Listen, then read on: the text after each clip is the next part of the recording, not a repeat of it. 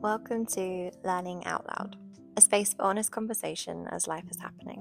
I'm Kate, and this podcast is about navigating the moments that shape us, the stress, the growth, the uncertainty, and the lessons we only learn by living them. Now, I'm not here as an expert with all the answers. I'm here learning in real time, sharing what I'm discovering and holding space for those figuring it out too. So, wherever you're listening from, walking, driving, or just taking a moment for yourself, I'm really glad you're here. Let's learn out loud together. In last week's episode, we spoke about patience and staying grounded in between the space of intention and outcome.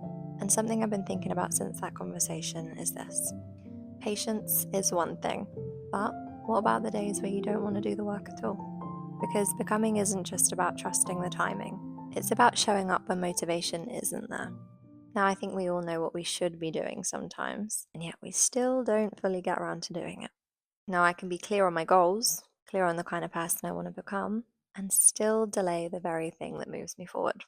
So, the question I want you to ask yourself is this laziness, or is it something a little bit deeper? If last week's episode was staying steady whilst things unfold, today is about moving forward even when you don't feel like doing it. Now, I personally don't think procrastination is laziness. Sometimes laziness is a byproduct of procrastination because we start to get comfortable in that space, which then delays us even further to start the things that we've been putting off. Now, I think recently for me, I'm one or the other. I am either going at my goals full force, full motivation, complete drive, or I am rotting in one place, literally with a brain like cotton wool, thinking, how do I start? And sometimes for me, the motivation is there, but the procrastination still creeps in. I can know what I want, I can know exactly how to get there, but something within me stops me. Now, for me recently, I've been very self aware in the sense that I think it's self doubt. There's a lot of self doubt roaming in my mind at the moment, which is then enabling the procrastination in me. I'm also exhausted because I'm using all of my energy in one area of my life at the moment. I'm not getting the stimulation that I enjoy, that keeps me running, that keeps me fueled, because I'm having to pour all of it into just one element of my life. Recently, just woken up that headspace within me of just, I don't care if you want to. I don't care if you have the energy. You are just going to do it. And trust me, it's hard. The way I had to peel myself out of bed this morning to get to Pilates, I was running off of 4 hours of sleep as I just was tossing and turning all night. I live in an apartment building. My neighbors were being loud, and I was just like, I just can't settle. I'm so tired. And I still woke up at 5 a.m. I dragged myself out of bed. I went to Pilates. And you know what? Did I feel like a zombie all day? Yes, I did.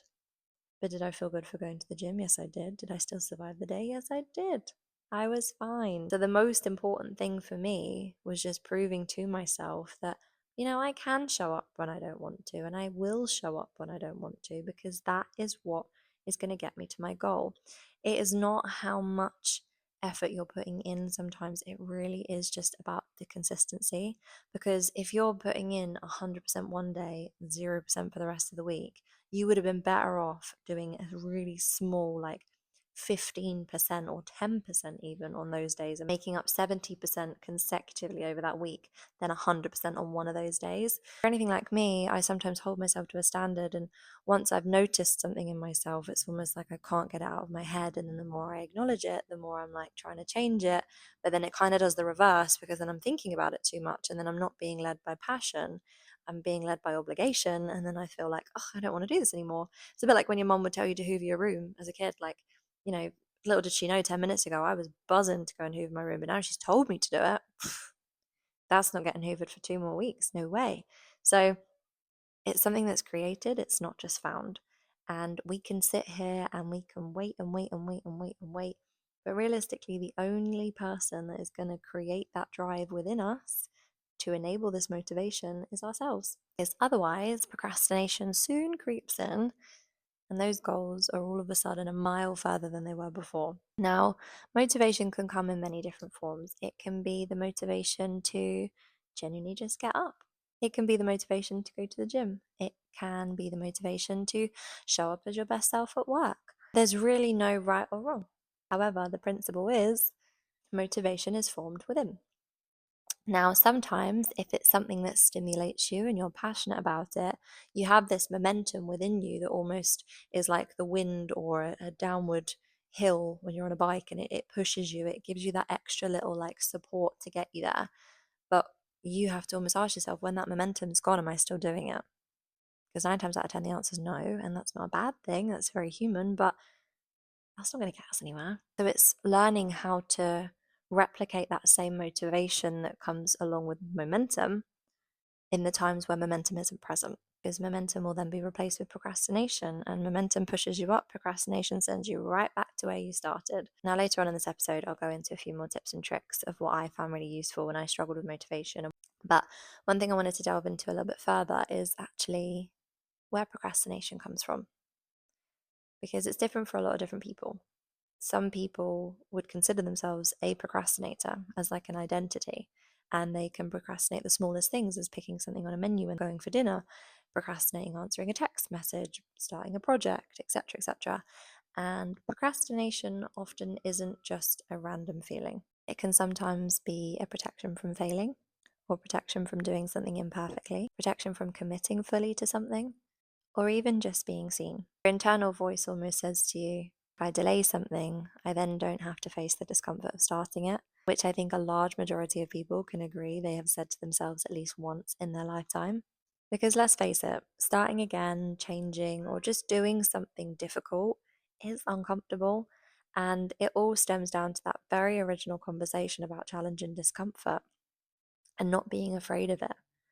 I've had a conversation today with a director of mine about how I often find myself chasing discomfort now. Like, once I'm comfortable, I always get bored and I'm looking for the next thing to stimulate my brain. And that is now just how I run, because I am so comfortable with discomfort. I don't enjoy it all the time. Don't get me wrong. I start to think to myself, Kate, can you just be happy like where you are and just stay stimulated in that space? Because why are we going through this again? Like, you've just done it. You've just got to the end of the road, and now you're on to the next goal and you want to do the next big thing.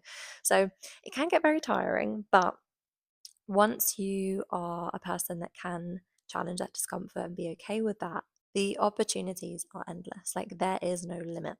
So I think one way of really understanding how to improve your motivation is to delve into where your procrastination comes from. I have to almost take the word motive out of motivation. What are your motives within the procrastination? What are you hiding from? What are you stopping yourself from?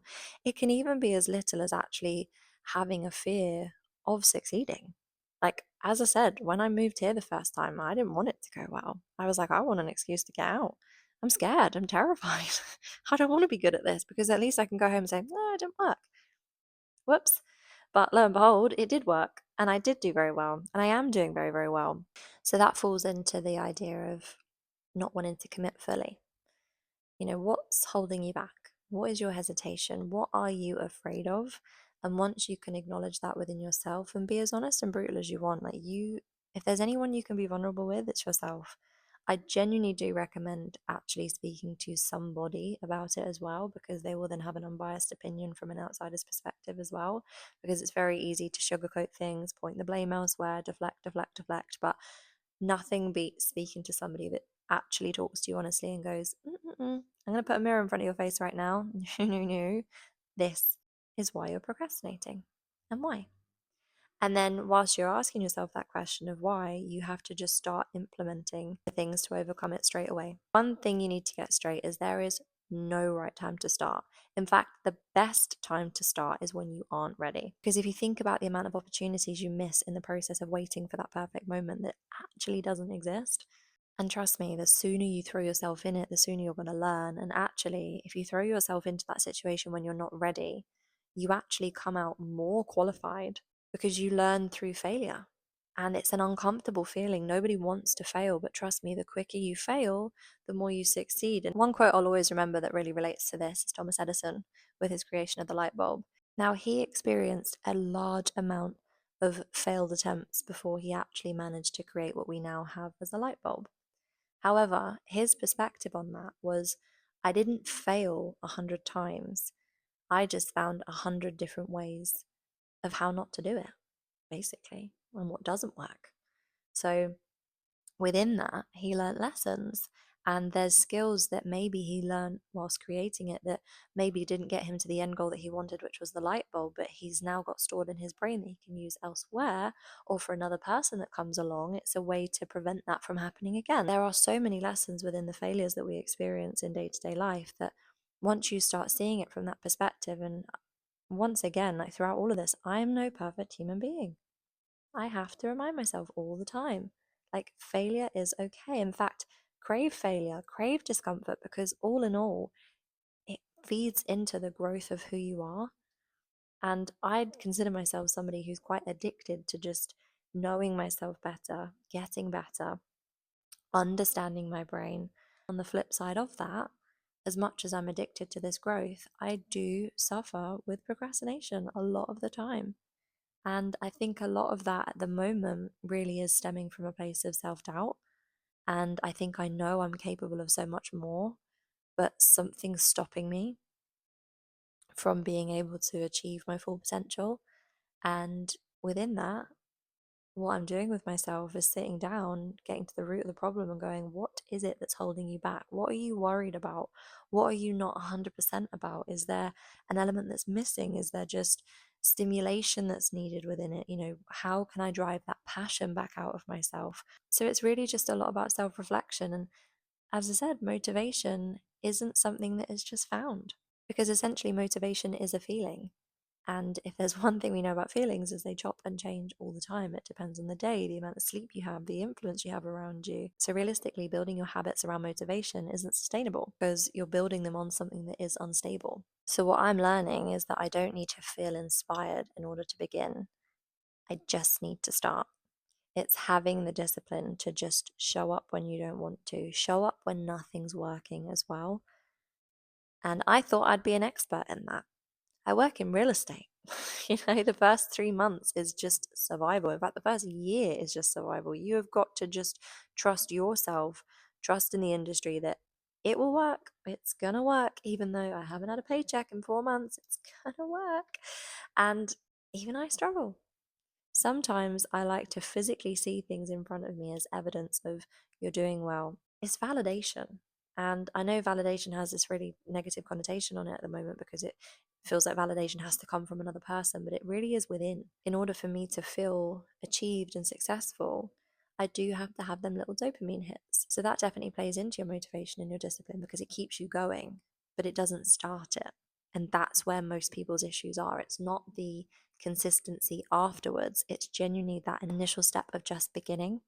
Because much like anything we start, it's that uncertainty. It's not in your routine yet. You don't know what it's going to do. You don't quite know where it's actually going to take you.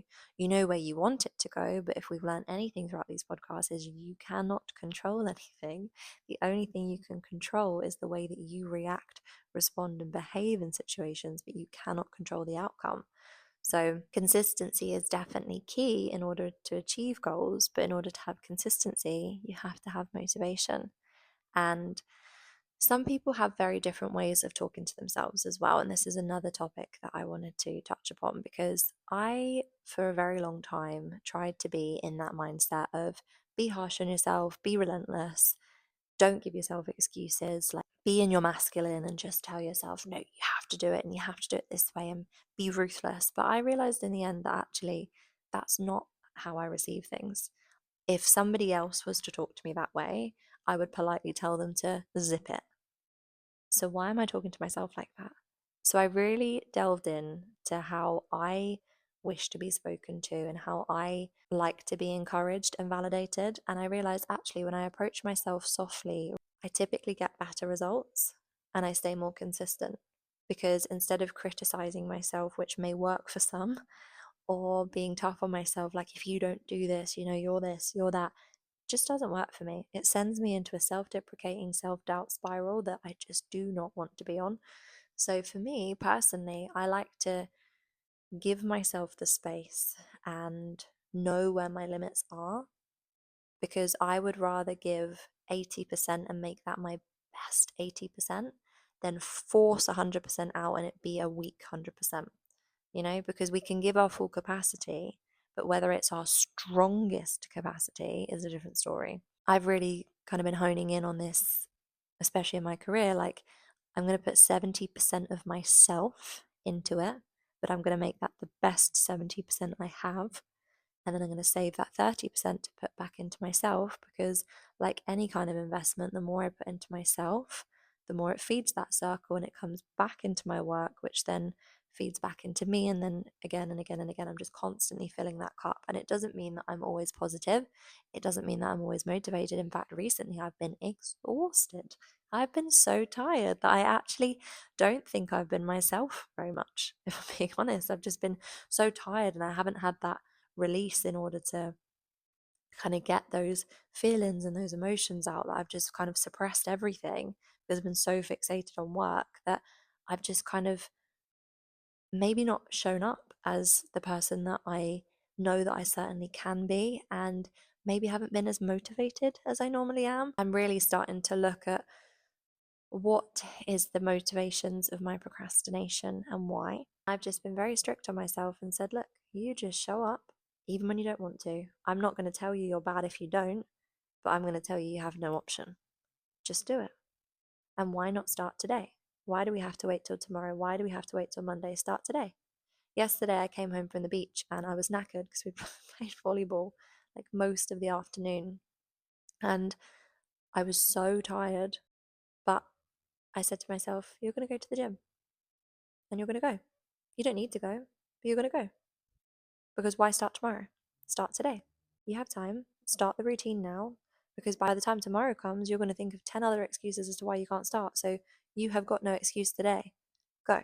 And I'm so glad I did, because then I woke up the next day. I was more motivated for Pilates, even though I had little to no sleep. I woke up and I said, no, do you know what? If I could do it yesterday, why can't I do it today? And then I came home this evening and I said, right, you've got the evening free. You don't need to go to the gym. You went to Pilates, you went to the gym yesterday, but guess what?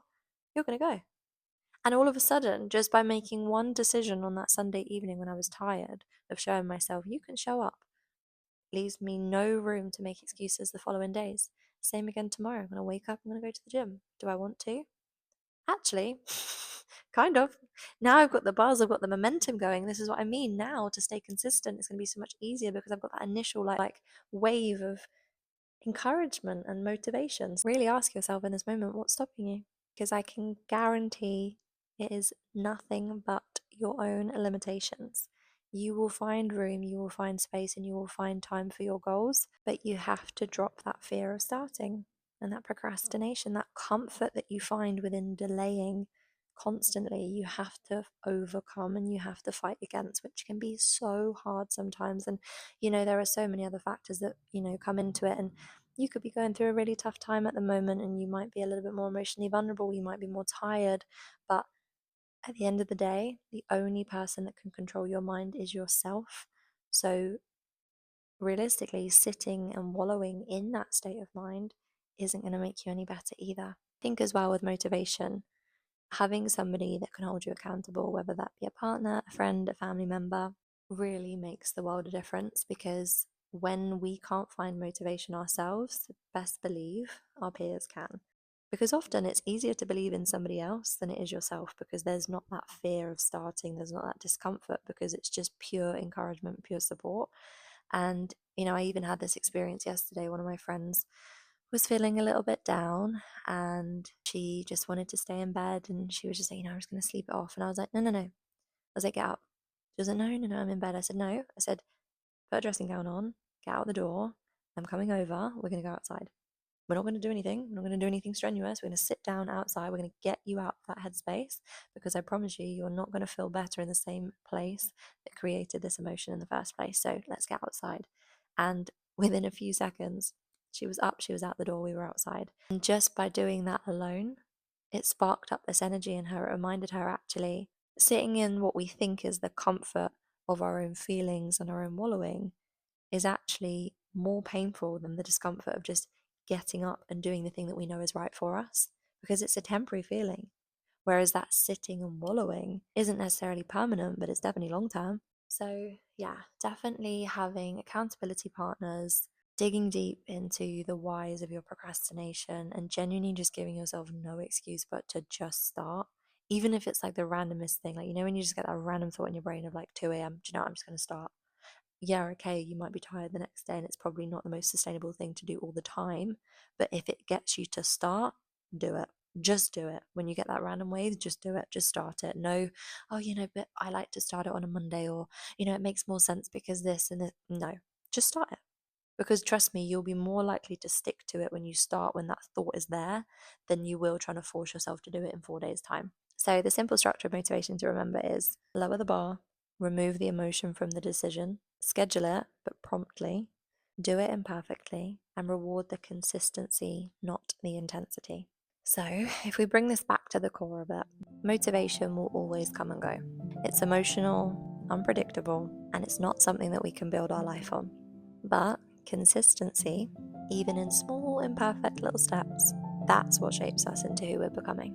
Procrastination doesn't make you lazy, it usually just means something feels uncomfortable. It might be fear, it may be self-doubt, or it could just be the weight of starting. Maybe the real work isn't about waiting to be inspired, but choosing to act in alignment straight away. So if you're in a season where you know what you need to do, but you're hesitating, maybe the question isn't how do I get more motivated?